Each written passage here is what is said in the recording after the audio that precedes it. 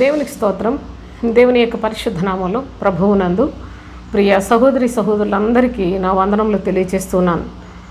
ప్రభు అయిన తండ్రి ఆయన ఈ కడవరి దినములలో తన మహాకనికరము చేత అనేకమైన పరలోక రాజ్య సంబంధమైన సంగతులు మనకు తెలియజేస్తున్నాడు. అయితే మరి ఒక ప్రక్కన అంత అబద్ధము విస్తరించిపోతుందని కూడా లేఖనముల్లో నుండి తెలియచేశాడు. అయితే దేవుని యొక్క నామములో సంఘములు చాలా విస్తరించిపోతున్నాయని, ఆ సంఘాల్లో చాలామంది ఉంటున్నారని మరి వాళ్ళు చాలా అభివృద్ధి పొందుతున్నాం అనుకుంటూ ఉన్నారు. కానీ ఇది అభివృద్ధేనా? నిజముగా ఈ విస్తరణ అంతా కూడా ప్రభువుకి ఇష్టమైనట్లుగా, పరలోక రాజ్యానికి సిద్ధపడినట్లుగా, తండ్రి చిత్తాన్ని నెరవేర్చువారిగానే వృద్ధి పొందుతున్నారా అనే ఈ యొక్క అంశాన్ని మనం ఆలోచన చేసినట్లయితే దేవుని యొక్క పరిశుద్ధమైన గ్రంథం ఏమని చెప్తోందో, ఈ యొక్క ప్రజలు కడవరి దినములలో అబద్ధాన్ని ఎంత విస్తారంగా వెంబడిస్తూ ఉన్నారో, ప్రభువు నామములోనే జరుగుతున్న ఈ ఘోరమైన మోసం ఎందుకు జరుగుతోంది అని కనుక ఆలోచన చేసినట్లయితే ప్రవక్త అయిన దానియేలు ద్వారా ప్రభు చాలా మర్మయుక్తమైన సంగతులు చెప్పాడు. అయితే వాటిలో అన్నిటినీ గ్రహించడం మన సాధ్యం కాదు. కానీ కొంత మట్టుకు దేవుని యొక్క పరిశుద్ధ లేఖనాలు మనం నేర్చుకోవాల్సిన అవసరత ఉంది. ఎందుకనగా వాటిని బట్టి మరి ప్రభు ఏమి ముందుగా తెలియచేశాడో అవే జరుగుతూ ఉన్నాయి కనుక మరి జరిగే వాటిని మనం తెలుసుకోవాలంటే లేఖనాలు చాలా స్పష్టంగా నేర్చుకోవాల్సిన అవసరత ఉంది. దానియేలు గ్రంథం 8వ అధ్యాయం 11వ వచనం నుంచి 13 వరకు చదువుకుందాం. ఆ సైన్యము యొక్క అధిపతికి విరోధముగా తన్ను హెచ్చించుకొని అనుదిన బలి అర్పణమును నిలిపివేసి ఆయన ఆలయమును పడద్రోసెను. అతిక్రమము జరిగినందున అనుదిన బలి నిలుపు చేయుటకై ఒక సేన అతనికి ఇయ్యబడెను. అతడు సత్యమును వ్యర్థపరిచి ఇష్టానుసారముగా జరిగించుచు అభివృద్ధి నొందెను. అప్పుడు పరిశుద్ధులలో ఒకడు మాట్లాడగా వింటిని. అంతలో మాట్లాడుచున్న ఆ పరిశుద్ధునితో మరి ఒక పరిశుద్ధుడు మాట్లాడుచుండెను. ఏమనగా, అనుదిన బలిని గూర్చియు అతిక్రమము జరిగినందున సంభవించు నాశనకరమైన హేయ వస్తువును గూర్చియు కలిగిన ఈ దర్శనము నెరవేరుటకు ఎన్నాళ్ళు పట్టునని, ఈ ఆలయ స్థానమును జనసమూహమును కాళ్ల క్రింద త్రొక్కబడుట ఎన్నాళ్ళు జరుగును అని మాట్లాడుకొనిరి అని మరి ఒక శ్రేష్టమైన సంగతులు, అనగా ప్రభైన యేసుక్రీస్తు ఎలా వస్తాడో, వచ్చిన తరువాత ఆయన పరిచర్య ఏ విధముగా పాడు చేయబడుతోందో ఆ సంగతులన్నిటినీ కూడా ప్రవక్త ద్వారా ప్రభు తెలియచేశాడు. అయితే దీనిలో చాలా భాగాలు నేను ఇంతకుముందు వీడియోస్ చేశాను. దయచేసి మీరు కాస్త పాత వీడియోలు చూసినట్లయితే అనుదిన బలి అర్పణమును నిలిపివేయుట, ఆలయమును పడద్రోయుట, తర్వాత సత్యమును వ్యర్థపరచుట, వీటన్నిటి గురించి కూడా నేను వీడియోస్ చేశాను సోదరులారా. దయచేసి మీరు దీన్ని స్పష్టంగా తెలుసుకోవాలి అనుకుంటే ఆ వీడియోలు కూడా చూడండి. అయితే ఇదేను అతిక్రమము జరిగినందున అన్నాడు. అసలు నాశనకరమైన హేయ వస్తువు ఎందుకు వచ్చింది? నాశనకరమైన హేయ వస్తువు రావడానికి గల కారణము అతిక్రమములు జరుగుట. జాగ్రత్తగా చూడండి. అతిక్రమము జరగకపోయినట్లయితే అసలు అబద్ధ బోధకుల ప్రస్తావన ఉండేది కాదు. కానీ ప్రజలందరూ మరి అబద్ధము చేత మోసగించబడడానికి గల కారణం, అబద్ధ బోధకులు విస్తరించిపోవడానికి గల కారణము కేవలము అతిక్రమములు జరుగుట వలన. మీరు ఈ యొక్క భాగాన్ని చాలా జాగ్రత్తగా గమనించండి. నాశనకరమైన హేయ వస్తువుల గురించి కూడా నేను వీడియో చేశాను. అయితే దేవుని యొక్క లేఖనములలో అతిక్రమములు అంటే అసలు వీటి యొక్క పరిస్థితులు మరి క్రైస్తవ సమాజాన్ని ఎంత మరి భయంకరమైన దుస్థితికి నెట్టివేసినాయి అంటే దయచేసి మీరు ఈ లేఖనాలు గమనించాలి. ఇక్కడ మరి కొన్ని పాయింట్స్గా నేను ఒక 5 పాయింట్స్ మీకు నేను చెప్తున్నాను. అయితే చూడండి. మొదటిగా ప్రభువునకు విరోధముగా తన్ను హెచ్చించుకున్న అనుభవం. రెండవది అనుదిన బలిని నిలిపివేయుట. మూడవది ఆయన ఆలయమును పడద్రోయుట. 4వది, అతిక్రమం జరిగినందున అనుదిన బలిని నిలుపు చేయుటకై ఒక సేన అతనికి ఇయ్యబడెను అని. 5వది, అతడు సత్యమును వ్యర్థపరిచి ఇష్టానుసారముగా జరిగించుచు వృద్ధి పొందెను అనే ఈ యొక్క 5 అంశములు చాలా చాలా ప్రాధాన్యత కలిగినవి. నేను అందుకనే వీటిని గురించి ఇంతకు మునిపే కొన్ని వీడియోస్ చేశాను సోదరులారా. ఇక పోయినట్లయితే మనము నేటి దినమున అనుదిన బలిని అసలు ఈ బలి అర్పణమును నిలిపివేసి ఆలయాన్ని పడద్రోసెను అని అతిక్రమము జరిగినందున అన్నాడు. అతిక్రమము 12వ వచనం, దానియేలు 8:12. అతిక్రమము జరిగినందున అనుదిన బలిని నిలుపు చేయుటకై ఒక సేన అతనికి ఇయ్యబడెను. ఈ విషయాన్ని మనం ఈరోజు మరి పరిశుద్ధుడైన ప్రభు సన్నిధిలో కొన్ని నేర్చుకుందాం. అతిక్రమము జరిగినందున అనుదిన బలి నిలుపు చేయుటకై ఒక సేన అతనికి ఇయ్యబడెను. ఈ సేన ఎవరు అనుకుంటున్నారు?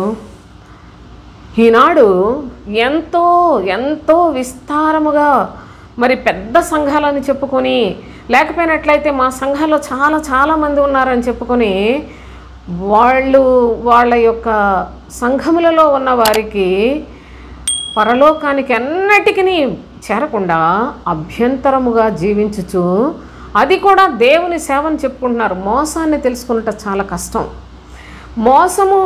ఈ మోసం ఎంత ఘోరమైన మోసం జరుగుతుందంటే క్రైస్తవ్యంలో ఇది చాలా కష్టమైంది సోదరులారా. అందుకే ఎన్నిసార్లు విన్నప్పటికీ మనము ఇప్పటి వరకు ఆల్రెడీ కొంత వినేసాం.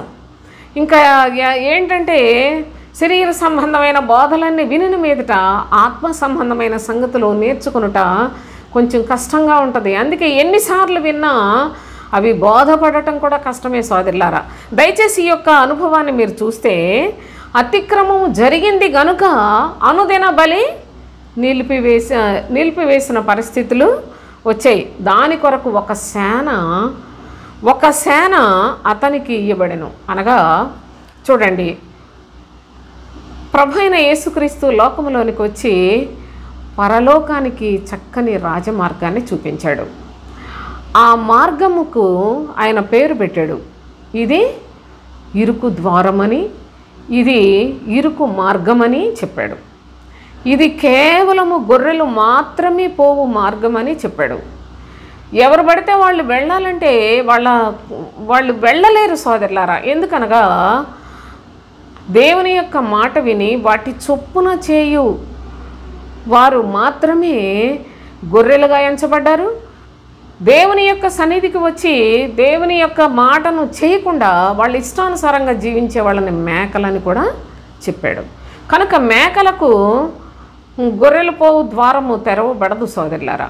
కేవలము గొర్రెలు పోవు ద్వారమును నేనే అంటాడు యేసయ్య యోహాను సువార్త 10వ అధ్యాయంలో. కనుక దేవుని యొక్క లేఖనములు ప్రకారముగా జీవించట కష్టము కనుక ఈ లోకములో సమస్తమైన వాటిని అసహించుకునే మనస్సు తయారవటం, లోకాన్ని జయించే మనస్సు తయారవటం చాలా కష్టం కనుక ప్రజలందరికీ సులభమైన పద్ధతులను బోధించటం మొదలుపెట్టిన బోధకులు వీరే అబద్ధ బోధకులు.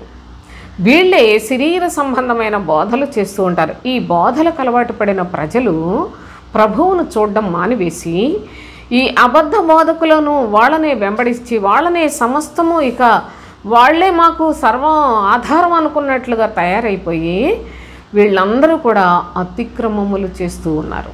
జాగ్రత్తగా చూడండి.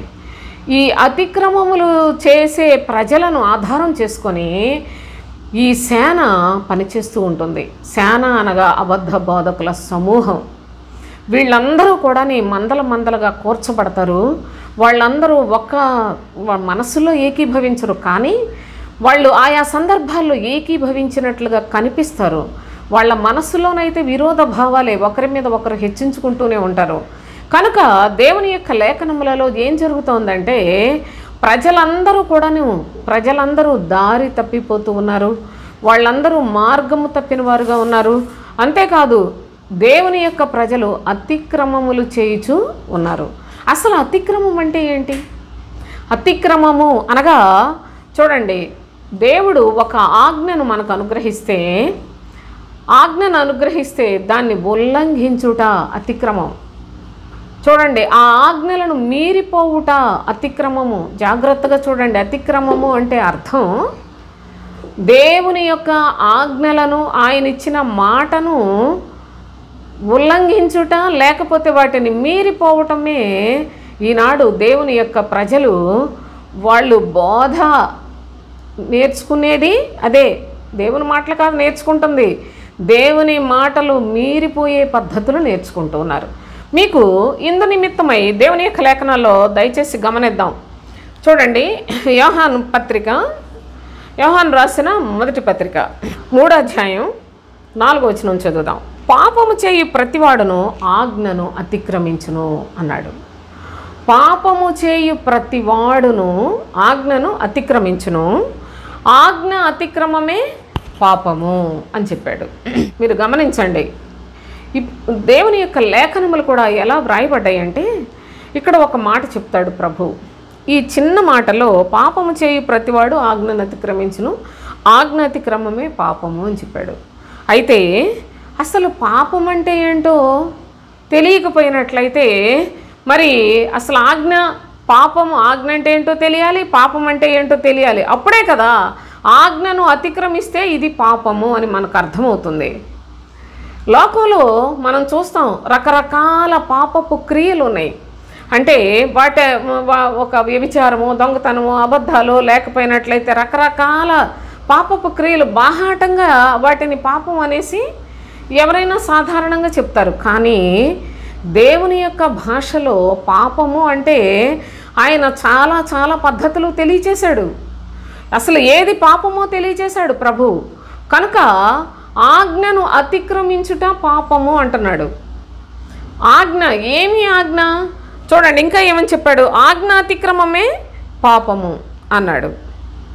ఆజ్ఞను అతిక్రమించితే పాపం అన్నాడు.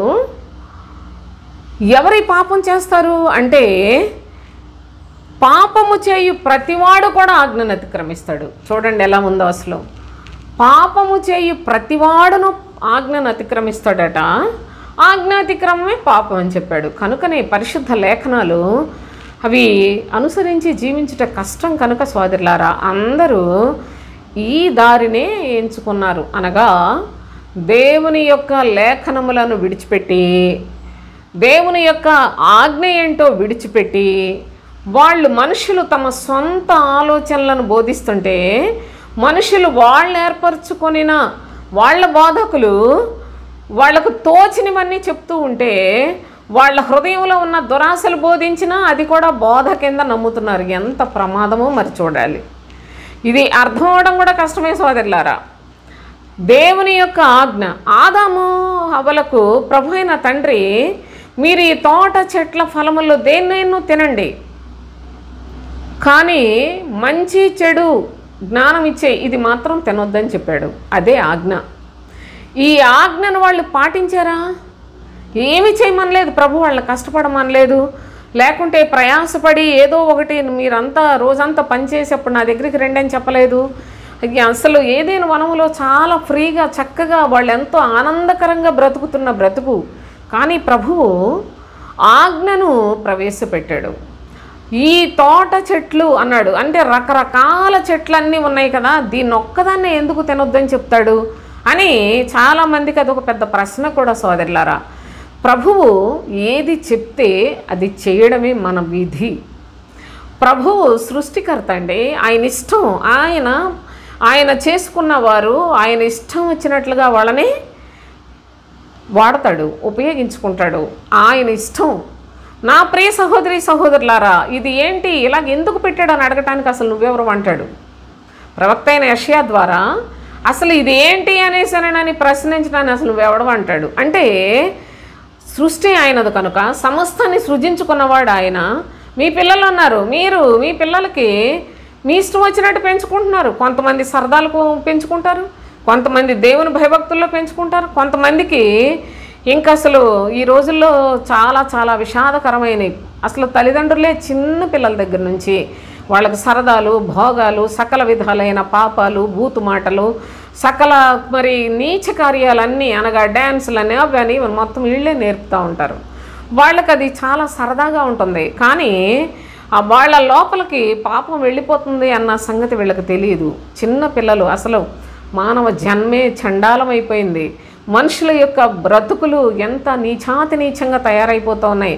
మీరు అనుకుంటారు ఏదో మా పిల్లలు చాలా చాలా ఉన్నత దశలో బ్రతుకుతున్నారని. నా ప్రియ సహోదరి సహోదరులారా, కష్టపడి చదివి ఉద్యోగాలు చేసి డబ్బు సంపాదించుకొని, డబ్బు ద్వారా సుఖాలు అనుభవించి, సుఖం ద్వారా పాపాలు సంపాదించుకొని, సుఖ భోగాలను సంపాదించుకొని, ఆ తరువాత మన్నైపోయి పాతాళానికి వెళ్ళిపోవడం, ఇదేనా మానవ జీవితానికి చక్రం?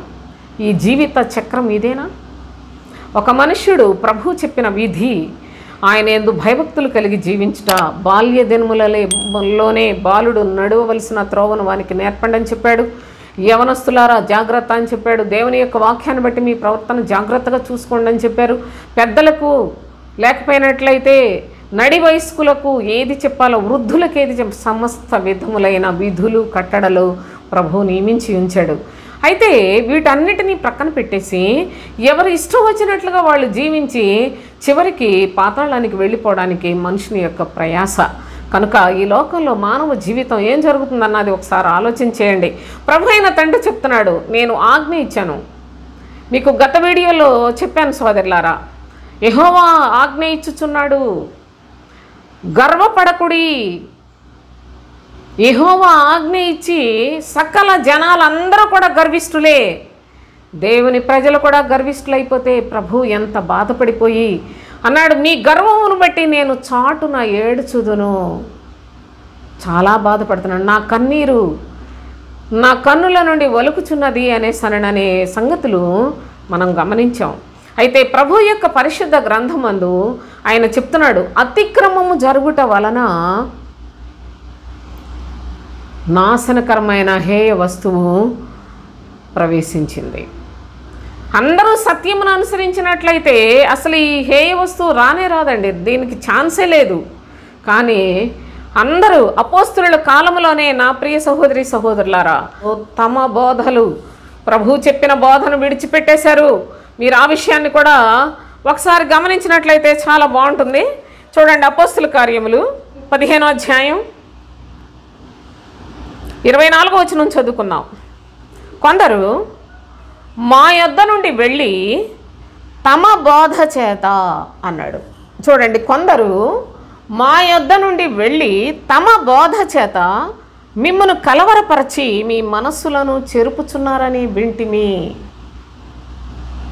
గమనించండి, అపోస్తులు చెప్తున్న సంగతి చూడండి. అపోస్తులు అనగా ప్రభువు చేత పంపబడిన వారు కదా. అపోస్తులు సంపూర్ణముగా ఆత్మపూర్ణులయ్యుండి ప్రభు యొక్క శిష్యులుగా ఉన్నారు. ప్రభు దగ్గర నేర్చుకున్నారు, పరిచర్యను నేర్చుకున్నారు, ప్రభు యొక్క శక్తిని పొందారు, క్రీస్తు ఆత్మలో పాలువారై ఉన్నారు.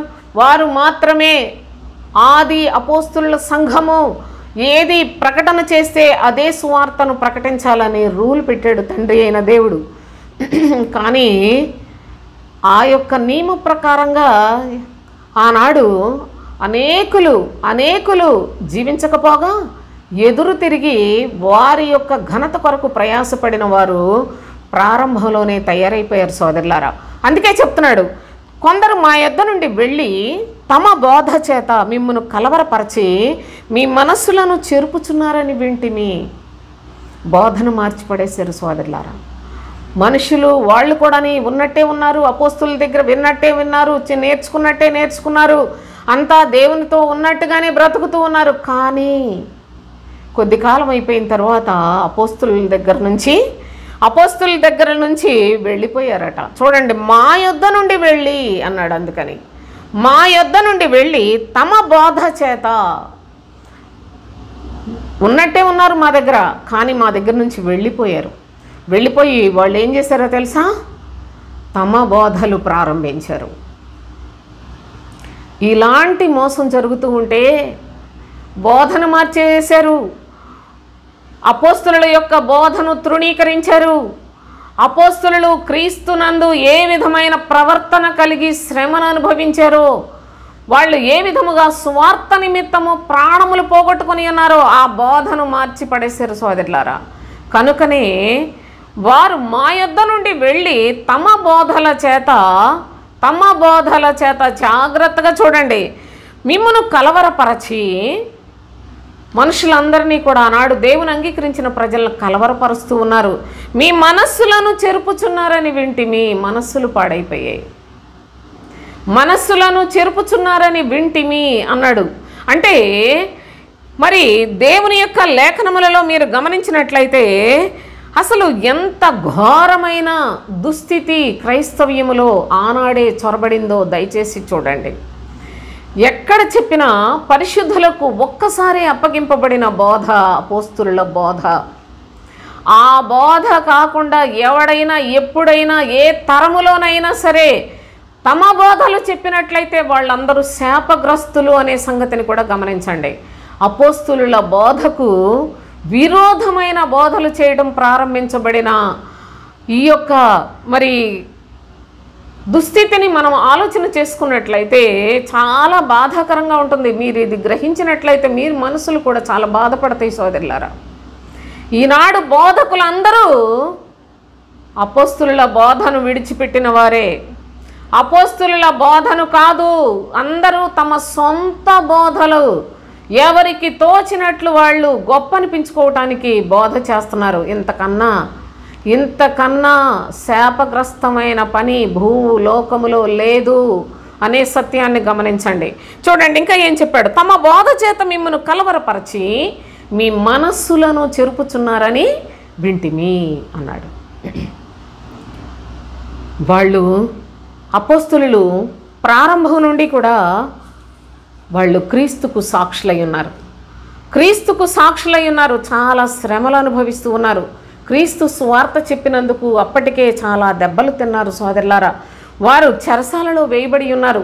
చాలా శ్రమలు అనుభవిస్తూ ఉన్నారు. వీళ్ళతోటి మనకెందుకు, వీళ్ళు ఏదేదో పరలోకం అంటారు, మనకు అసలు ఇప్పుడు సుఖాలు భోగాలు కావాలి కదా అని వీళ్ళు అపోస్తుల బోధను విసర్జించినట్లుగా చూస్తున్నాం. అపోస్తుల కార్యములు 2వ అధ్యాయంలో 44వ వచనం చదువుదాం. విశ్వసించిన వారందరూ ఏకముగా కూడి తమకు కలిగినదంతయు సమిష్టిగా ఉంచుకొనిరి. ఇదియుగాక వారు తమ స్థిరాస్తులను అమ్మి అందరికీ వారి వారి అక్కర కొలది పంచిపెట్టిరి.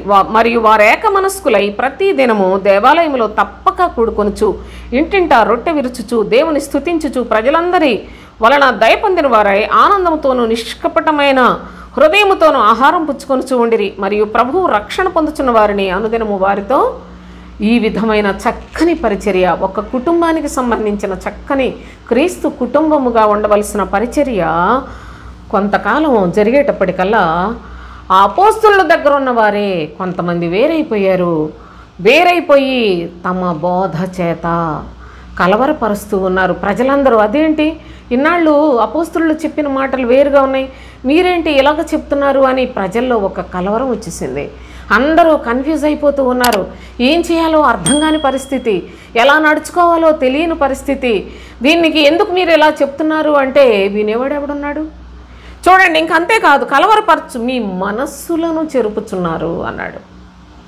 ఏమండి, మీ మనస్సులలో దేవునికి చోటు ఇవ్వవలసిన విశ్వాస జీవితము మనస్సులో పాడైపోతే ఇంకేంటండి అసలు క్రైస్తవ్యం ఏముంది సోదరులారా?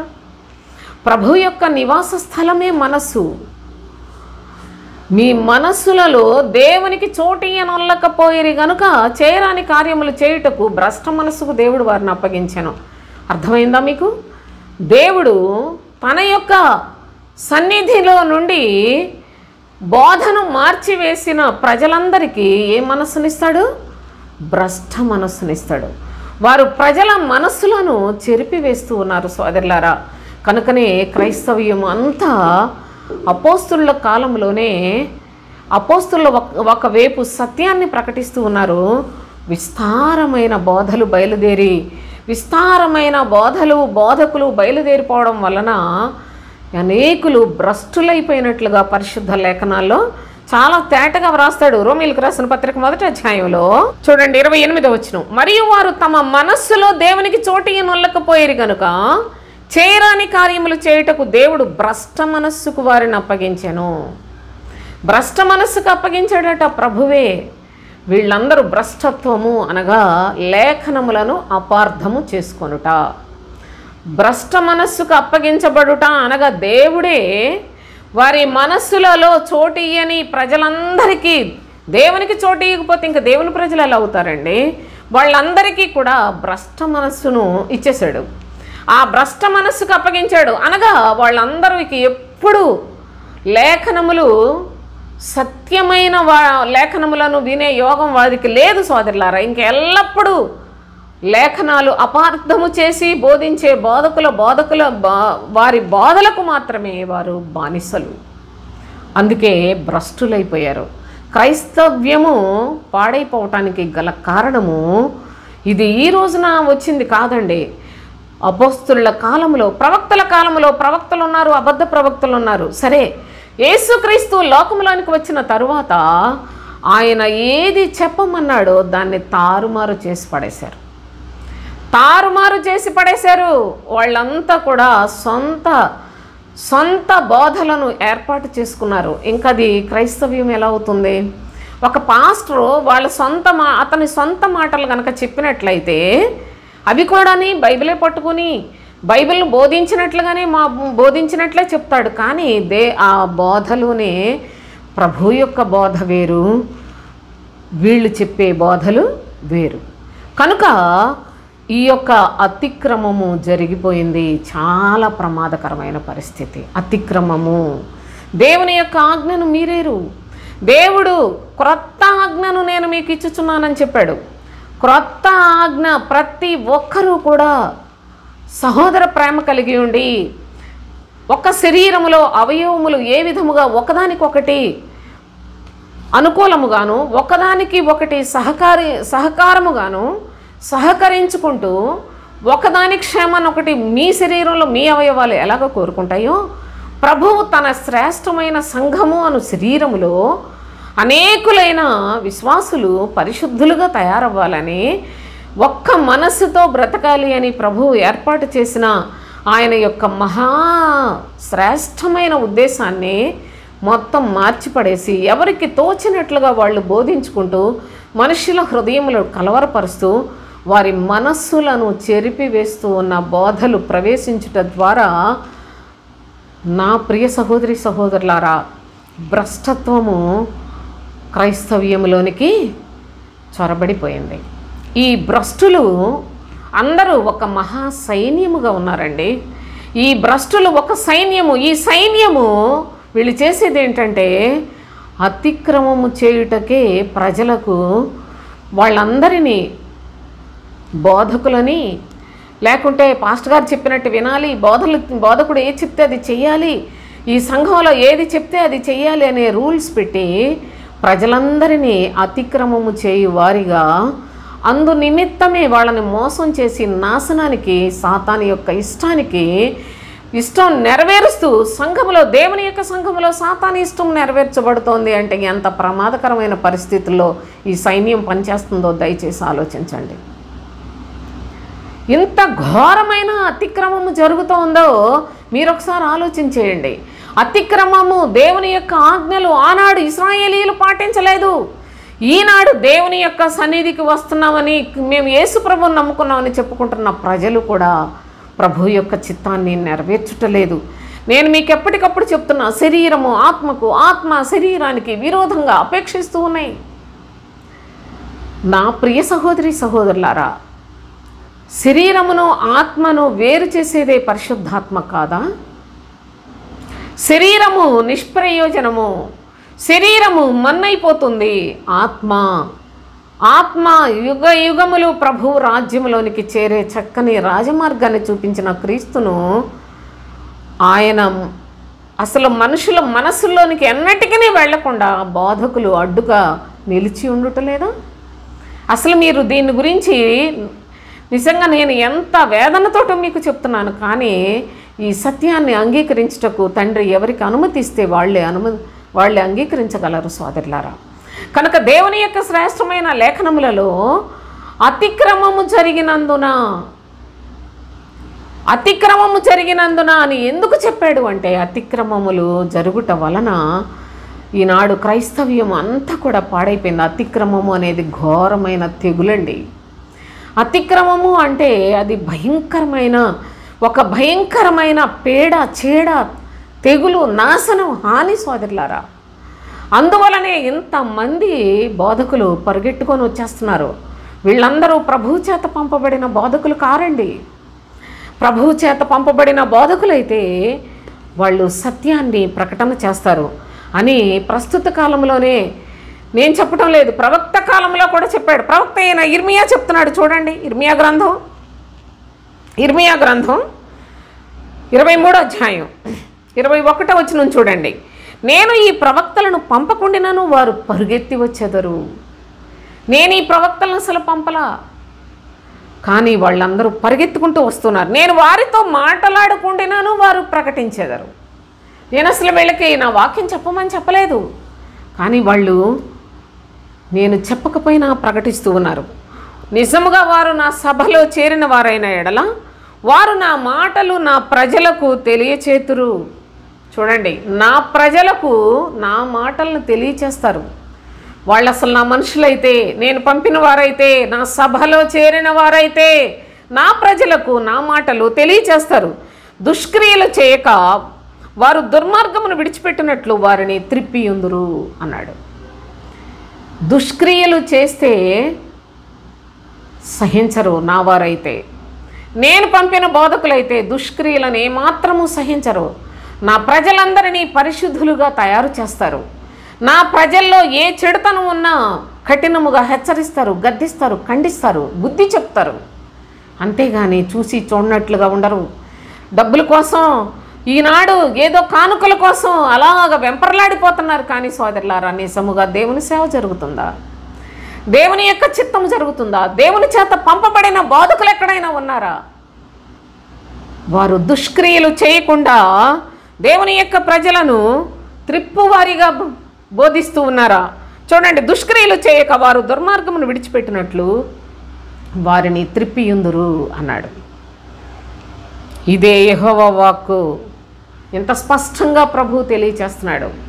శరీర సంబంధమైన మనస్సు, ఆత్మ సంబంధమైన మనస్సు అని విభాగించి సత్యాన్ని ప్రకటన చేసేవాడే ప్రభువు చేత పంపబడినవాడు. అపోస్తలులు వారు బోధించిన బోధ అంతా కూడా శరీరము ఆత్మకు, ఆత్మ శరీరానికి విరోధంగా అపేక్షిస్తున్నాయనే చెప్పారే.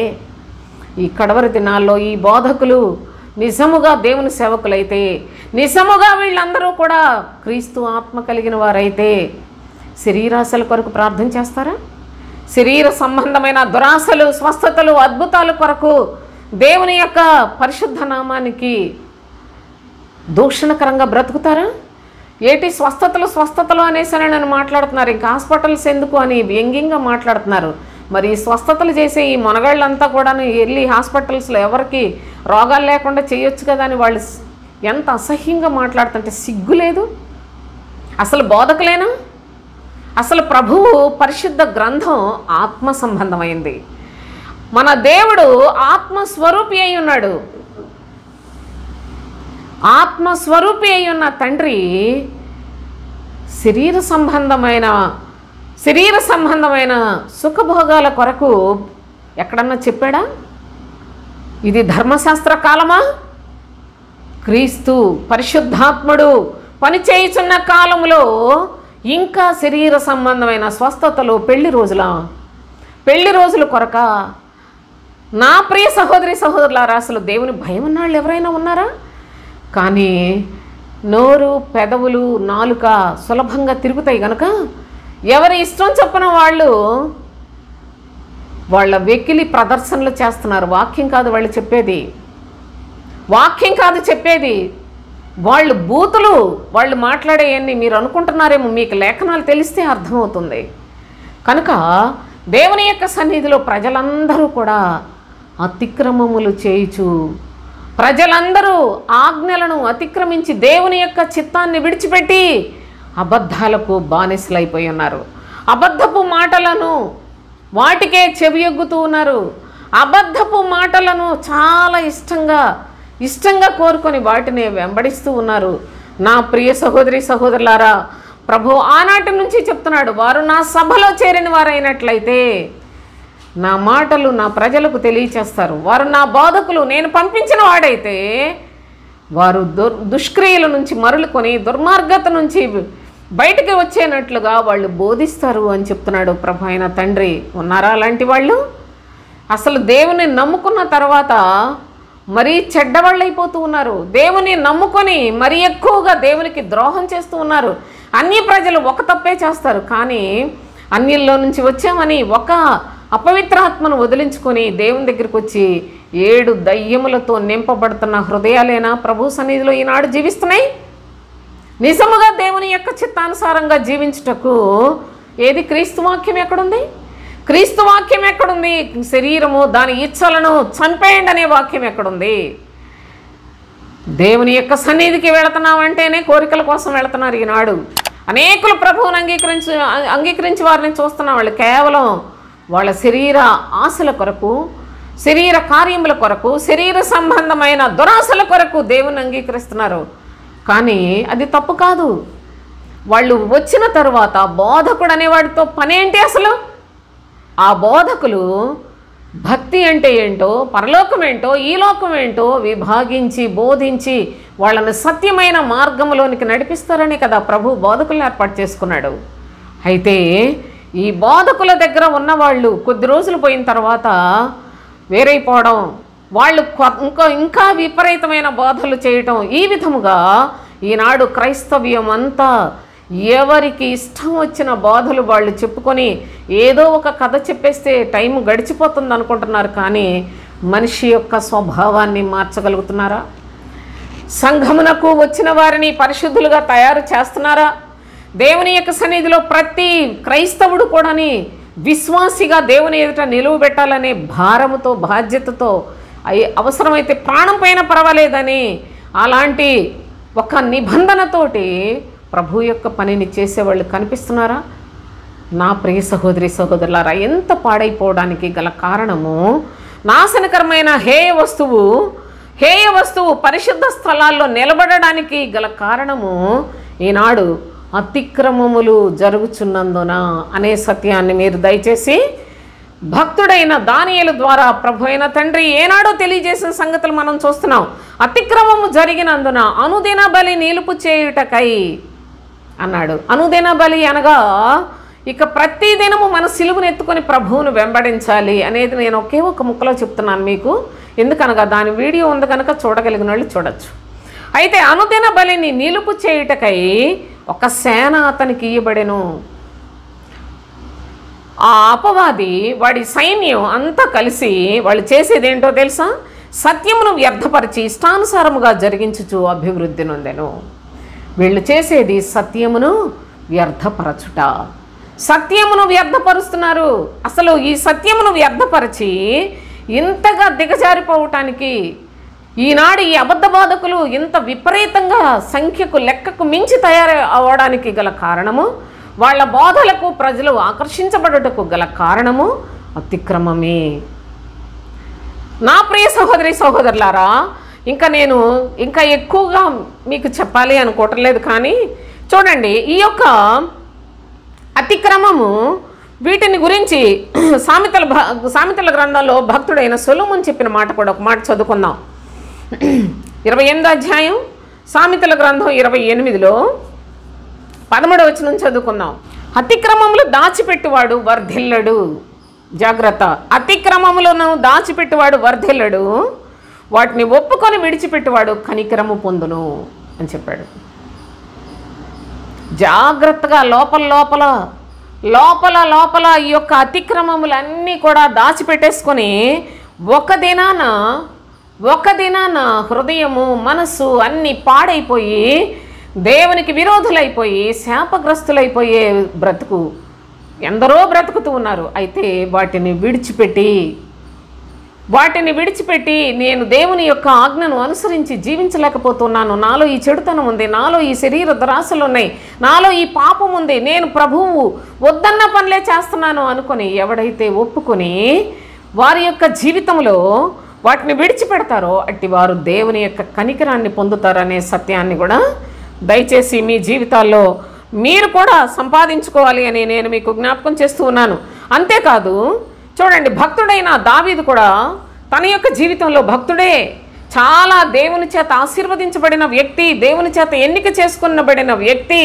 కానీ ఆ యొక్క దావీదు మహారాజు తన యొక్క జీవితంలో కూడా చేసిన అతిక్రమాన్ని జ్ఞాపకం చేసుకుంటూ ఉన్నాడు. కీర్తనల గ్రంథం 51వ కీర్తనలో 3వ వచనం చదువుకుందాం. నా అతిక్రమములు నాకు తెలిసే ఉన్నవి, నా పాపము ఎల్లప్పుడూ నా ఎదుట ఉన్నది. ఆయన పాపం చేసే టైంకే చాలా భక్తి కలిగిన వాడు.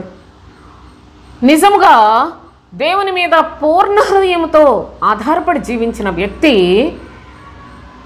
తాను పాపంలో పడిపోయాడు.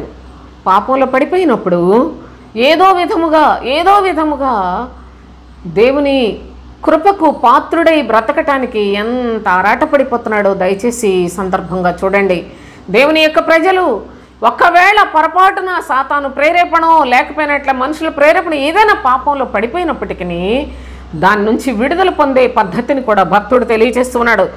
నా అతిక్రమములు నాకు తెలిసే ఉన్నవి ప్రభువా, నేను నీ యొక్క ఆజ్ఞను మీరిపోయాను, నేను ఆజ్ఞను అతిక్రమించి పాపం చేశాను, చేయకూడని పని చేశాను, నీకు అసహ్యమైన క్రియను నేను చేశాను అని నా పాపం ఎల్లప్పుడూ నా ఎదుట ఉన్నది, నా ఎదుటనే ఉంది, నా అతిక్రమము నా ఎదుటనే, నాకు తెలుసు, నేను తెలిసి ఉండి కూడా తప్పు చేశానే అని దేవుని యొక్క సన్నిధిలో ఎంత ప్రలాపిస్తూ ఉన్నాడో సోదరులారా. తర్వాత ఏమని చెప్తున్నాడో తెలిసిన అదే అధ్యాయంలో 11వ వచనం, నీ సన్నిధిలో నుండి నన్ను త్రోసివేయకుము, నీ సన్నిధిలో నుండి నన్ను త్రోసివేయకము, నీ పరిశుద్ధాత్మను నా యొద్ద నుండి తీసివేయకము. మరి పాపం చేస్తే పరిశుద్ధాత్ముడు ఎలా ఉంటాడు? అందుకే భక్తుడు ఘోరమైన పశ్చాత్తాపంతో నా అతిక్రమములు నాకు తెలిసే అన్నాయని, అందుకే అతను చేసిన పాపం పరిశుద్ధ గ్రంథంలో బాహాటంగా వ్రాసిపెట్టాడు. ఎవడో బుద్ధి లేనివాడు, జ్ఞానం లేనివాడు పరిశుద్ధం ఈ బైబిల్ నిండా పాపాలు ఉన్నాయని ఎవడో బాగుతాడు, మనకు అనవసరం అవన్నీ. నా ప్రియ సహోదరి సహోదరులారా, ఎంత విలువైన వ్యక్తి అతను కూడా పాపే అనిపించుకునే ఒక హీన స్థితి అండి పాపం అంటే. అది చాలా అసహ్యకరమైన స్థితి అండి. పాపం చేయటానికి చాలా బాగుంటుంది, కానీ పాపమును ఒప్పుకొని దాన్ని సమాజంలో ఒప్పుకొని విడిచిపెట్టుట, దాన్ని అనుభవించుట, మనుషుల మధ్యలో ఆ యొక్క వ్యతిరేక భావాన్ని అనుభవించుట చాలా కష్టమండి. కనుకనే అందరూ పాపాలు దాచిపెట్టుకోవటానికి, అతిక్రమము తెలిసినప్పటికీ నేను చేస్తుందో తప్పని తెలిసినా దాన్ని లోపల కప్పిపెట్టుకోవడానికి ప్రయత్నం చేస్తారు. ఎందుకంటే దాన్ని సమాజంలో వచ్చే వ్యతిరేకతను తట్టుకోవటం చాలా కష్టం. భయం చేసినప్పుడు సీక్రెట్గా చేస్తారే, ఆ చేసినప్పుడు అప్పుడు ఏమనిపించలేదా ఇది చేయకూడదు అని అనిపించదు.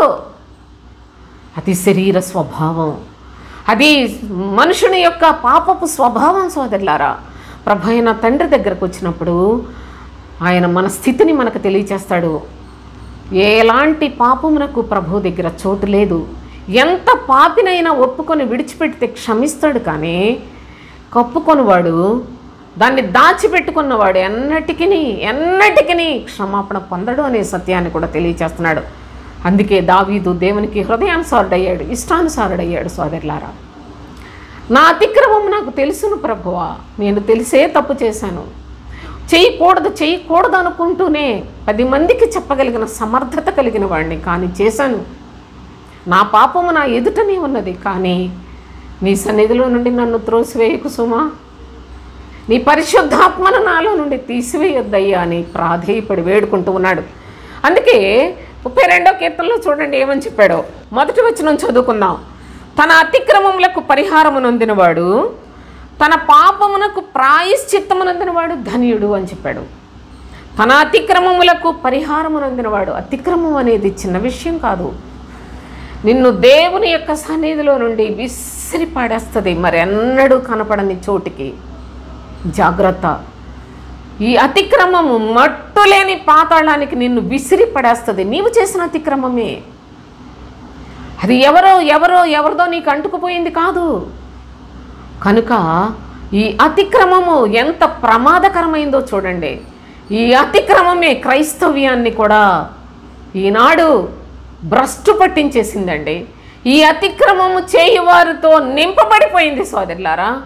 పేరుకు క్రైస్తవులే కానీ అందరూ అతిక్రమములతో నింపబడిన వారై ఉన్నారు.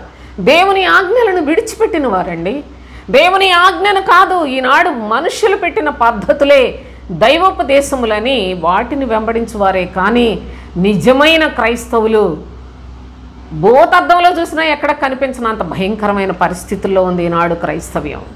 అయితే భక్తుని యొక్క మనస్సు, ఆయన వేదన చూడండి. తన అతిక్రమములకు పరిహారము నొందినవాడు ధన్యుడు అన్నాడు.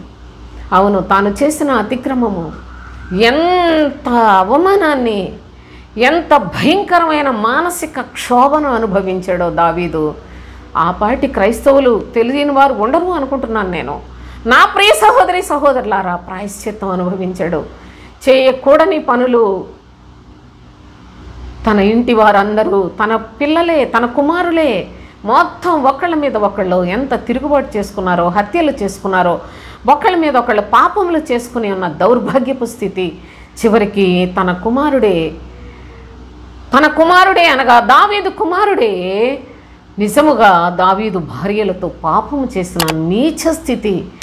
ఎంత మనోవేదన అనుభవించాడో ఎంతైనా భరిస్తాను ప్రభువా, కానీ నీ యొక్క ఆత్మను నా దగ్గర నుండి తీసివేయద్దు. నీ పరిశుద్ధాత్మ లేకపోతే నేను బ్రతకటం వేస్ట్ అనుకున్న పరిశుద్ధులు సోదరులారా, వాళ్ళు ఎంత శిక్షను అనుభవించాడో, ఎంత మనస్సును నలిపివేశాడో దేవుడు తను చేసిన పాపానికి. అందుకే తన అతిక్రమమునకు పరిహారమునందినవాడు, తన పాపమునకు ప్రాయశ్చిత్తమునందినవాడు. పాపం చేశాను, ప్రాయశ్చిత్తాన్ని కూడా అనుభవించాను. దావీదు తన దైవ ధ్యానంలో రాసుకున్న కీర్తనలు. నా ప్రియ సహోదరి సహోదరులారా, ఎంత ప్రాయశ్చిత్తాన్ని అనుభవించాడో అలాంటి శిక్ష మీరు అనుభవిస్తున్నారా? ఈనాడు ప్రభు అయిన క్రీస్తు ఆయన భుజం మీద ఆయన శిలువ భారాన్ని మోసుకుంటూ వెళుతుంటే ఆయన మీదేమో పాప భారాలన్నీ పడేస్తారు, మీరు మాత్రం మీ ఇష్టానుసారంగా జీవిస్తారు. పాపిని ప్రభు, క్షమించు ప్రభు అని మోసకరమైన ప్రార్థనలు చేయకండి. నిజముగా మీ మనస్సు పాపిని అని గ్రహించినట్లయితే ప్రభువుని వెంబడించండి, ఆయన్ను పోలి జీవించండి, ఆయనకి ఇష్టలుగా జీవించండి. నీ పాపాన్ని మోసేవాడేమో సిలువలో వేలాడుతూ ఉంటే నువ్వు సరదాగా బోధకులలాగానో విశ్వాసుల్లాగానో మీ ఇష్టానుసారంగా పందుల్లాగా కుక్కల్లాగా బ్రతకటం అనేది, లోకస్తుల్లాగా బ్రతకటం అనేది నీకే చాలా చాలా ఉరి సోదరులారా. అందుకే ప్రభు చెప్పాడు, ప్రతి దినము మీ సిలువను ఎత్తుకొని నా సిలువను వెంబడించమని చెప్పాడు ప్రభు. ఆయన మీరందరూ సరదాగా తిరగండి, నేను మీ పాపాలు మోస్తానని ఎక్కడన్నా బైబిల్లో ఒక మాట ఉందేమని చెప్పండి, ఒక్క మాట చూపించండి. కృతజ్ఞత కలిగిన వారయ్యుండుడి, దేవుని యందు భయభక్తులు కలిగిన వారయ్యుండుడి. గతించిన నీ యొక్క బ్రతుకులో నీ యొక్క పరిస్థితిని బట్టి ఏ శరీరముతో పాపాన్ని చేసావో ఆ శరీరాన్ని ప్రభువు కొరకు వాడమని చెప్తున్నాడు. అందుకే క్రీస్తు శరీరం అందు శ్రమపడిన కనుక మీరు నట్టి మనసును ఆయుధముగా ధరించుకునుడి అని చెప్పాడు. ఇది మనకే. నా ప్రియ సహోదరి సహోదరులారా, అతిక్రమము దాచుకున్నట్లయితే నశించిపోతారు, పాతాళానికి దిగిపోతారు అంతే. దాన్ని ఒప్పుకొని విడిచిపెట్టినట్లయితే కృప పొందటానికి వీలు కలుగుతుంది. ఆయన దయగలిగిన వాడు కనుక తన పాపమునకు ప్రాయశ్చిత్తమునందినవాడు, తన యొక్క అతిక్రమములకు పరిహారమునందినవాడు ధన్యుడు అనే సత్యాన్ని తెలియచేస్తూ ఉన్నాడు. అంతేకాకుండా ప్రభు అయిన యేసుక్రీస్తు చూడండి, ఆయన మన అతిక్రమములను బట్టి గాయపరచబడ్డాడు. యెషయా గ్రంథం 53వ అధ్యాయంలో 5వ వచనం చూడండి, మన అతిక్రమ క్రియలను బట్టి అతను గాయపరచబడెను, మన దోషములను బట్టి నలుగగొట్టబడెను, మన సమాధానార్థమైన శిక్ష అతని మీద పడెను. మన సమాధానార్థమైన శిక్ష అతని మీద పడింది. మన అతిక్రమ క్రియలను బట్టి ఆయన గాయపరచబడెను. ఇంకా ఆయన పొందాడు కదండి, ఇంకా మనకెందుకు శిక్ష అనుకుంటున్నారేమో. మన పాపాలకు శిక్ష అయితే మనం ఎప్పుడో ఏ రాళ్లతో కొట్టు లేకుంటే ఏ సిలువ వేసి ఎలాగో చావలసిన వాళ్ళమే. కానీ ఆయన పొందాడు కనుక మనం ఇంకా బ్రతికి ఉన్నాం, మనం బ్రతుకుతున్నాం కనుక ఆయన వెంబడించాలి. మరణం వరకు నీతి నిమిత్తము హింసించబడి మరణము వరకు క్రీస్తును వెంబడించిన వారికి జీవకిరీటం దొరుకుతుందనే సత్యాన్ని కూడా లేఖనముల్లోనే ప్రభు యొక్క చిత్తాన్ని మనకి నేర్పిస్తూ ఉన్నాడు. అయితే దేవుని సన్నిధిలో ప్రభు తన ప్రజలను కూడా ఏమాత్రము విడిచిపెట్టలేదు సోదరులారా. ఏ ఒక్కరిని విడిచిపెట్టలా తప్పు చేసినప్పుడు. దయచేసి మీరు చూడండి విలాపవాక్యములు మొదటి అధ్యాయంలో చూడండి 5వ వచనం చదువుదాం. దాని విరోధులు అధికారులైరి, దాని శత్రువులు వర్ధిల్లుచున్నారు. దాని అతిక్రమము విస్తారమని యెహోవా దానిని శ్రమపరచుచున్నాడు. దానికి అధికారులైన వారు అబద్ధ బోధకులే. దానికని ఎవరి గురించి చెప్తున్నాడు? జనభరితమైన పట్టణము ఎట్లు ఏకాకి అయి దుఃఖాక్రాంతమాయను. మొదటి వచనంలో చూడండి ఏం చెప్పాడు. జనభరితమైన పట్టణం ఎట్లు ఏకాకి అయి దుఃఖాక్రాంతమాయను, అది విధవరాలి వంటిదాయను. ఒక విధవరాలు ఎంత నిరాదరణ పొందుతుందో, ఎంత అల్పంగా ఎంచుతారో, ఒక విధవరాలిని అందరూ కూడాను ఏ విధముగా మరి చులకనగా చేస్తారో అలాంటి పరిస్థితికి దిగజారిపోయారు దేవుని యొక్క ప్రజలు. కనుకనే ఆయన అంటున్నాడు, ఏకాకి దుఃఖాక్రాంతమాయను పట్టణము అనగా సంఘములు ఏ విధంగా పాడైపోతున్నాయో ప్రభు చెప్తున్నాడు. అది విధవరాలి వంటిదాయను. ఒకప్పుడు నా స్వాస్థ్యము, కానీ ఈనాడు విధవరాలి వంటిదాయను అని చెప్పాడు. అంతేకాదు దాని విరోధులు 5వ వచనంలో మనం చదువుకున్న అంత చెప్పడానికి వీలు కాదు కానీ సోదరులారా, దాని విరోధులు అధికారులైరి. దాని విరోధులు అంటే ఎవరండి? మీకు అక్రమ క్రైస్తవ జనాంగంగా మిమ్మల్ని తయారు చేసింది దొంగ బోధకులే, ఈ భ్రష్టులైన బోధకులే, తమ బోధలతో సంఘాలు పెట్టిన బోధకులే. వీళ్ళందరూ బయట ప్రపంచంలో పెద్ద పేరు ప్రతిష్టలు ఉన్నవారు, కానీ నీ ఆత్మకు విరోధులు. ఆ సంగతి తెలియక వెళ్ళిపోయి వాళ్ళ దగ్గర కూర్చొని వాళ్ళు పళ్ళికలించమంటే పళ్ళికలిస్తారు, వాళ్ళు చేతులు ఎత్తండి అంటే ఎత్తుతారు, చప్పట్లు కొట్టమంటే కొడతారు, గెంతమంటే గెంతుతారు. ఇది ఆ క్రైస్తవ్యం నా ప్రియ సహోదరి సహోదరులారా. దాని విరోధులు దానికి అధికారులైరి, దాని శత్రువులు వర్ధిల్లుచు. ఆ పాస్టర్లు చాలా బాగుపడిపోతున్నారు. వాళ్ళందరికీ కావలసింది డబ్బు, లోకం, భోగాలు, సుఖాలు, అవన్నీ వాళ్ళకి చాలా బాగా అందుతున్నాయి. కానీ దేవుని యొక్క ప్రజలు ఎలా అయిపోతున్నారు ప్రభువు చెప్తున్నాడు. అది ఏకాకి అయిపోయాను, అది విధవరాలి వంటిది అయిపోయాను. అంతేకాదు రాత్రి యందు బహుగా ఏడ్చుతున్న ప్రజలందరూ కూడా సోదరులారా సాతాను అందరి చెరలోనికి తోలుకుపోతున్నారు పాస్టర్లు. దయచేసి అర్థం చేసుకునండి నా ప్రియ సహోదరి సహోదరులారా. కొందరికైనా మేలు చేయండి. మన వీడియోలు వినేది చాలా తక్కువ మంది చూసేది, కానీ మీరు కొందరికైనా సహాయం చేయండి. దేవుని యొక్క పిల్లలు ఎంత నశించిపోతున్నారో, అసలు అందరూ అంతా కూడా అతిక్రమములతో నింపబడుతూ ఉన్నారో, కనీసం వాళ్ళకి చెబుదామంటే వినే మనుషులు కూడా లేరు. ఎంత భయంకరమైన దుస్థితి నేటి దినాల్లో మనం చూస్తూ ఉన్నామో. అందుకే ప్రభు అంటున్నాడు, దాని విరోధులు బాగా దాని మీద అధికారం చేస్తున్నారు, దాని శత్రువులు వర్ధిల్లుచున్నారు. కానీ ప్రభు అంటున్నాడు, దాని అతిక్రమము విస్తారమని యెహోవా దాన్ని శ్రమపరచుచున్నాడు. ఇన్ని అతిక్రమాలు చేస్తున్నారు, నా మాటలు వింటలేదు, నా యొక్క వాక్యాన్ని చదవరు, నా వాక్యాన్ని ప్రేమించరు, నా వాక్యాన్ని పూర్ణ మనస్సుతో లోబడి విధేయతతో నేర్చుకోరు. కానీ వాళ్ళ పాస్టర్ల మోసాల్లో చిక్కుకుపోతున్నారు. పేరుకేమో నా పేరు పెట్టుకున్న ఈ ప్రజలు దేవుని ప్రజలు అంటారు, కానీ వారిలో ఎవరికి దేవుని భయం లేదు. ఎవరు కూడాను వాక్యాన్ని హృదయంలో భద్రపరుచుకుందామనే భయభక్తులు కలిగిన వారు లేరు అని ప్రభు అలాగ శ్రమ పెడితేనన్నా వారి మనసులు మారతాయేమోనని ప్రభు అంటున్నాడు. వారిని శ్రమ పెట్టుచూ ఉన్నాడు. చూడండి, విరోధులు దాని పసిపిల్లలను చెరపట్టుకొని పోయారు. విరోధులు అంతా పసిపిల్లలు అంటే నిజంగా చిన్న చిన్న పిల్లల్ని ఎక్కడో పట్టుకుపోతున్నారు. ఈ సోది వద్దు మనకి. దాని విరోధులు అనగా ఈ అబద్ధ బోధకులు, జ్ఞానం లేని వారిని అందరినీ కూడా ఈ విధంగానే మోసంలో ముంచి పడేస్తున్నారు. దేవుని యొక్క జ్ఞానం లేకపోవట చేత అందరూ కూడాను నష్టపోతూ ఉన్నారు సోదరులారా. దేవుని యొక్క వాక్యం అంటే ఏదో చర్చికి వెళ్ళి పాస్టర్ ఏదో 2 ముక్కలు చెబితే అది పట్టుకొని ఆ చెప్పే మాటలు, ఆ 2 మాటలు ఏమన్నా ఆత్మకు ప్రయోజనం అంటే అది ఉండదు. ఏదో ఒక అబద్ధ ప్రార్థన, ఒక అబద్ధ బోధ, 2 మాటలు చెప్పేసి మిమ్మల్ని పంపిస్తే మేము చర్చికి వెళ్ళొచ్చాం, వినేసాం, అంతా అయిపోయింది అనుకుంటున్నారు. ఎన్ని సంవత్సరాలు వెళ్ళినా మనసు మారదు, లేఖనాలు తెలియవు, జ్ఞానం రాదు, పరిశుద్ధత రాదు, విధేయత కలిగి ఉండడం రాదు, లోకాన్ని జయించలేము. ఏంటి ఈ కర్మ? నా ప్రియ సహోదరి సహోదరులారా, అతిక్రమము ఎంత ప్రమాదమో దయచేసి చూడండి. దాని అతిక్రమము విస్తారమని దేవుడు దాన్ని శ్రమపరచుచూ ఉన్నాడు అని చెప్తున్నాడు. ఎంత ఆత్మ సంబంధముగా ఈనాడు ప్రజలందరూ నష్టపోతూ ఉన్నారో చూడండి. సరదాగా హాయిగా ఉల్లాసంగా చర్చికి వెళ్ళేసి వచ్చేస్తున్నాం, మనకి ఎంత బాగా భక్తి వచ్చేసింది, మనం అంతా దేవుడు అడుగుజాడలోకి వెళ్ళిపోతున్నాం అని అనుకుంటున్నారు. కానీ ప్రభువు ఎంత అసహించుకుంటున్నాడో. ఈనాడు ఈ ప్రజలు ఈ అబద్ధాన్ని నమ్మి మోసపోతూ ఉన్నారని ఎంత దుఃఖపడుతూ ఉన్నాడో దేవుని యొక్క లేఖనాల్లో దయచేసి అర్థం చేసుకోవటానికి ప్రయత్నం చేయండి. అయితే మరి యొక్క అనుభవాన్ని కూడా మనం చూసినట్లయితే, భక్తుడైన యోబు గురించి మనకు తెలియని వాళ్ళు ఎవరుంటారండి? యోబు ఎంతో స్పష్టంగా ఆ యోబు గ్రంథంలో మనకు ఆయన గురించి చాలా అసలు యోబు గ్రంథం చదువుతాం, కానీ యోబు గ్రంథాన్ని పూర్తిగా అర్థం చేసుకోవడానికి మనకి ఎన్ని జన్మలు ఉన్నా సరిపోదు. అంత వివేకం కలిగిన భాషతోటి వ్రాసిపెట్టాడు కదా.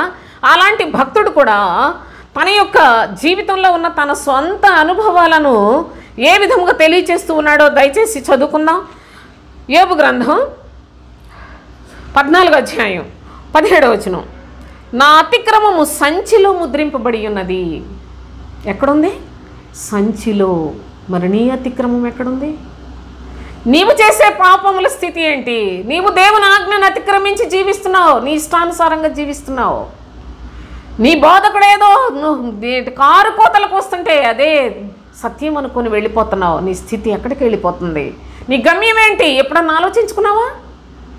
చూడండి, ప్రభు చెప్తున్నాడు, నా అతిక్రమం సంచిలో ముద్రింపబడి ఉన్నది, నేను చేసిన దోషమును భద్రముగా ఉంచి ఉన్నావు అంటున్నాడు. అతిక్రమములు ఎక్కడికి పోవు సోదరులారా. అవన్నీ ఒక దినాన నిన్ను నిలబెడతాయి. ఒక దినాన తీర్పులో నిన్ను వస్త్రహీనులుగా తయారు చేసి నిలబడతాయి, దిగంబరిగా చేస్తాయి, దిశమలను చూపిస్తాయి. ఎంత భయంకరం అనగా నీ నిజ స్థితిని, నీ అతిక్రమము, నువ్వు ఎంత చెడుతనం చేసావో, ఎంత కప్పిపెట్టుకున్నావో, ఎంత దాచి మోసం చేసావో, ఎన్ని అబద్ధ బోధలు చెప్పారో, ఎన్ని అబద్ధపు మాటలు నమ్మారో, వీళ్ళందరినీ ఎక్కడ ఒక్కళ్ళని కూడా వదలడు ప్రభు. జ్ఞాపకం పెట్టుకునండి. ప్రవక్త అయిన యెషయా ద్వారా ప్రభు చెప్పింది కూడా చూసినట్లయితే యెషయా గ్రంథం 46వ అధ్యాయం 5 నుండి చూడండి. మేము సమానులమని నన్ను ఎవరికి సాటి చేయుదురు? మేము సమానులమని ఎవని నాకు పోటీగా చేయుదురు?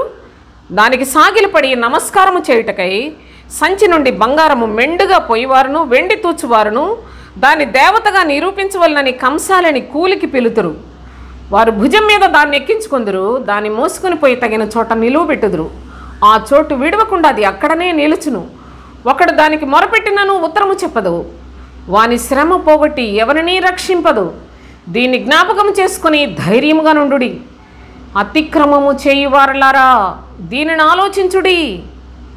అతిక్రమము చేయువారలారా దీనిని ఆలోచించుడి. చాలా పూర్వమున జరిగిన వాటిని జ్ఞాపకం చేసుకునుడి. దేవుడను నేనే, మరి ఏ దేవుడునూ లేడు. నేను దేవుడను, నన్ను పోలిన వాడు ఎవడనూ లేడు. దేవునికి స్తోత్రం. దేవుని యొక్క సన్నిధిలో మనం అనుకుంటున్నాం, ఒక విగ్రహాన్ని తయారు చేసేవాడు ఆయా సందర్భాల్లో ఏ పండగ వస్తుందంటే ఆ విగ్రహాలు తయారు చేసి అమ్ముకోవడం మనం చూస్తున్నాం. మీరు ఆ విగ్రహం గురించి ఇక్కడ ప్రభు చెప్పాడు అనుకుంటున్నారేమో. దయచేసి జాగ్రత్తగా వినండి. దేవుని యొక్క లేఖనాల్లో మేము సమానులమని నన్ను ఎవరికి సాటి చేయుదురు? మేము సమానులమని ఎవరిని నాకు పోటీగా చేయుదురు? ప్రభువుతో సమానుడు ఎవ్వడు కూడా లేడు ఈ లోకంలో. ప్రభువుతో ఎవరిని ఇంక ఇతను చెప్పింది మేము వింటే సరిపోద్ది అనుకొని పొరపాటు పడకండి. ప్రభువు వంటి వాడు ఎవడునూ లేడు. ఆయన ఎంత క్లియర్గా చెప్తున్నాడో చూడండి. నేనే దేవుడను, మరి ఏ దేవుడునూ లేడు.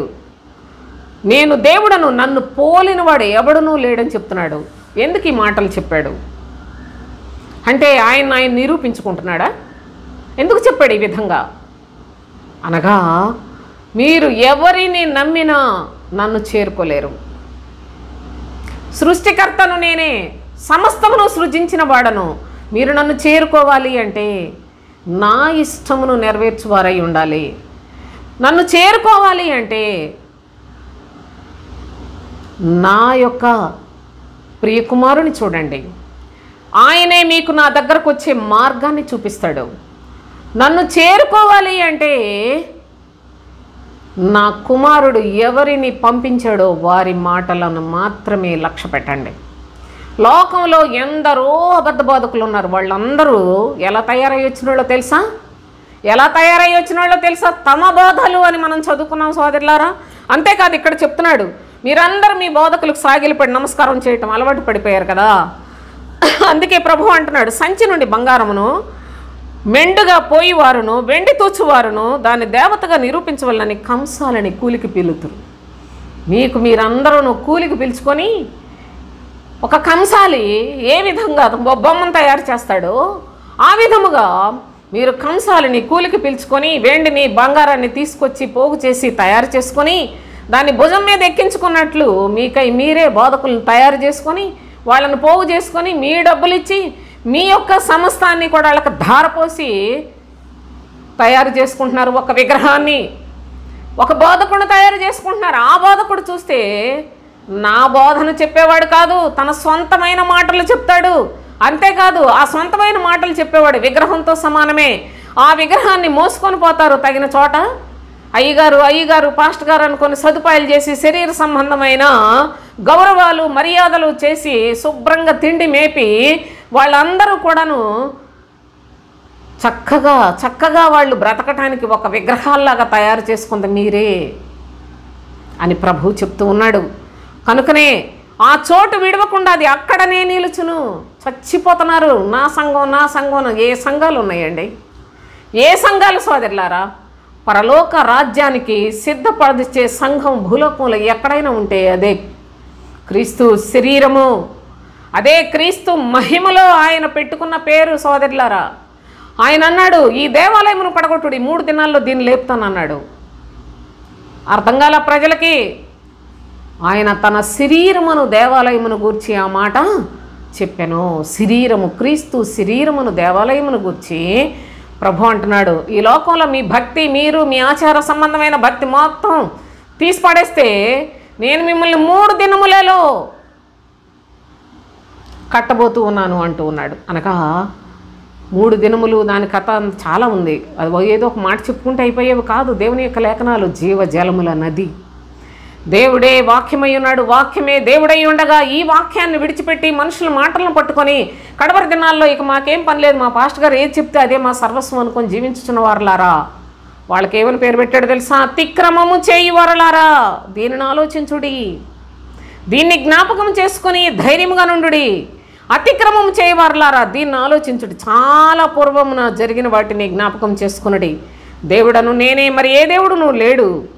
నేను దేవుడను, నన్ను పోలిన వాడు కూడా ఎవడు లేడని ప్రభు రూఢిగా తెలియచేస్తూ ఉన్నాడు. కనుక ఈ అతిక్రమం జరిగినందున క్రైస్తవ్యం ఎంత తీవ్రమైన నష్టంలో ఉన్నదో ఈనాడు మరలా పూడ్చుకోలేని నష్టపోయింది. అందరి హృదయాల్లో అబద్ధం తిష్టేసుకొని కూర్చుంది. అందరూ ఈనాడు అబద్ధ బోధలకే ఇష్టపడుతూ ఉన్నారు. సత్యాన్ని అంగీకరించరు, సత్యాన్ని వెంబడించరు, సత్యం కొరకు ప్రయాసపడరు సోదరులారా. సత్యము అనగా క్రీస్తు వాక్యము. దేవుడు పరిశుద్ధులకు ఒక్కసారి అప్పగింపబడిన క్రీస్తు బోధ. ఈ బోధను ఈ కాలమందు విని విశ్వసించి ఆ విధముగా ప్రభువును వెంబడించువారు మాత్రమే అబద్ధాన్ని, అబద్ధ బోధకుల్ని గుర్తించగలరు, అబద్ధాన్ని అసహించుకొనగలరు, వాటన్నిటినీ కూడా సోదరులారా ఎదిరించగలరు అనే సంగతిని కూడా లేఖనాల్లో మనకి జ్ఞాపకం చేస్తున్నాడు. రోమీలకు రాసిన పత్రిక 16వ అధ్యాయంలో చివరిగా ఇది చదువుకొని ముగించేసుకుందాం. 16వ అధ్యాయం 17వ వచనం చూడండి. సహోదరులారా, మీరు నేర్చుకున్న బోధకు వ్యతిరేకముగా భేదములు ఆటంకములు కలుగు చేయవారిని కనిపెట్టి ఉండుడని మిమ్మల్ని బతిమాలుకొంచున్నాను. వారిని కనిపెట్టి ఉండమంటున్నాడు. వారిలో నుండి తొలగిపోవమని చెప్తున్నాడు. ఎందుకనగా అట్టివారు మన ప్రభు అయిన క్రీస్తుకు కాక తమ కడుపుకే దాసులు. వారి ఇంపైన మాటల వలన ఇచ్చకముల వలనను నిష్కపటులైన వారి హృదయములను వారి మనస్సులను మోసపుచ్చుదురు. ఇంపైన మాటల వలన ఇచ్చకముల వలనను నిష్కపటుల మనస్సులు పాడు చేసేవాళ్ళండి వీళ్ళు.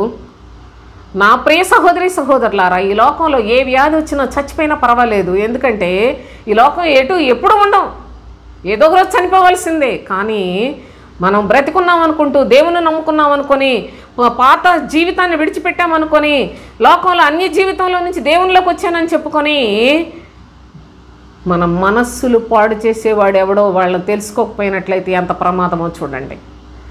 మనస్సులను పాడు చేసేవాడు, మీరేదో సాతాను అనుకోకండి. ఆ సాతాను వాడి ప్రతిరూపాలే అబద్ధ బోధకులు. వాడి యొక్క సైన్యము, గొప్ప సైన్యం వాడికి ఇవ్వబడింది. ఆ సైన్యమే ఈ యొక్క అబద్ధ బోధకులు. వీళ్ళు ఏం చేస్తారో తెలుసా? భేదములు, ఆటంకములు కలుగు చేసి క్రీస్తు బోధను చెప్పరు. క్రీస్తు బోధకు వ్యతిరేకంగా బోధిస్తూ ఉంటారు. అంతేకాదు, వాళ్ళందరూ కూడా మనస్సులను మోసపుచ్చుతూ ఉంటారు. వాళ్ళకి కనిపెట్టి ఉండుడని మిమ్మల్ని బతిమాలు కొనుచు ఉన్నాను, వారిలో నుండి తొలగిపోవుడి అని చెప్తున్నాడు. ఎంత ప్రమాదకరమైన అబద్ధ బోధకులు! వీరి యొక్క సంఖ్య విస్తారమై 20 కోట్లుగా ఉంటే సత్యాన్ని ప్రకటించేవాళ్ళు ఏదో యుగంలో తరంలో ఒక్కొక్కళ్ళు మనకి ప్రవక్తల నుంచి కూడా కనిపిస్తూ ఉన్నారు. ఈ కడవరి దినములలో సత్యమును ప్రకటించేవారు చాలా తక్కువ మంది. అబద్ధాన్ని విస్తరింపచేసిన వాడు అపవాది, వాడి యొక్క సైన్యం, వీళ్ళందరూ కలిసి ఏం చేస్తున్నారో మళ్ళీ ఒకసారి చదివి ముగించుకున్న. అతిక్రమం జరిగినందున అనుదిన బలి నిలుపు చేయుటకై ఒక సేన అతనికి ఇవ్వబడెను. సత్యమును వ్యర్థపరచుట వలన విస్తరించిపోతున్నారు. కానీ నా ప్రియ సహోదరి సహోదరులారా, దేవుని యొక్క ఆశీర్వాదం కాదు, దేవుని చిత్తము కాదు, ఇది దేవుని సేవ కాదు. ఎందుకనగా సత్యమును అనుసరించు నీతి కలిగిన ప్రజలు ప్రవేశించినట్లు ద్వారములు తెస్తాడు. కానీ సత్యమును వ్యర్థపరచు వారందరూ పాతాళము కొరకే అనే సత్యాన్ని జ్ఞాపకం చేసుకునండి. దేవుని యొక్క లేఖనములలో మనం జాగ్రత్తగా, నేను విస్తారమైన సంగతులలో చాలా తక్కువగా మీకు చెప్పాను. వీటన్నిటినీ ఆలోచన చేయండి, పరిశీలన చేయండి, పరీక్షించండి, పరిశుద్ధ లేఖనాల మీద ఆధారపడండి. దేవుని యొక్క సత్యవాక్యమును ఎక్కడైనా దొరుకుతుందేమో వెతకండి సోదరులారా, అందులో మీకు నిత్య జీవం దొరుకుతుంది. కనుక దేవుని యొక్క పిల్లలు మాత్రమే ఈ అబద్ధ బోధకుల్ని గుర్తించగలరు, వారిలో నుంచి తొలగిపోగలరు, వారి యొక్క మోసమును గ్రహించగలరు. కనుక దయచేసి మీరు కూడా అతిక్రమములను విడిచిపెట్టి ప్రభు కృపకు పాత్రులై సత్యమును వెంబడించు వారిగా, సత్యమును అనుసరించు నీతి కలిగిన ప్రజలుగా ప్రభు రాజ్యం కొరకు సిద్ధపడదాం. మనందరి కొరకు ప్రభు అయిన తండ్రి చూపిస్తున్న ప్రేమను వ్యర్థం చేసుకోకుండా మన క్రైస్తవ జీవితాన్ని మరణం వరకు నమ్మకంగా కొనసాగిద్దాం. దేవునికి స్తోత్రం. ముగించేస్తాను.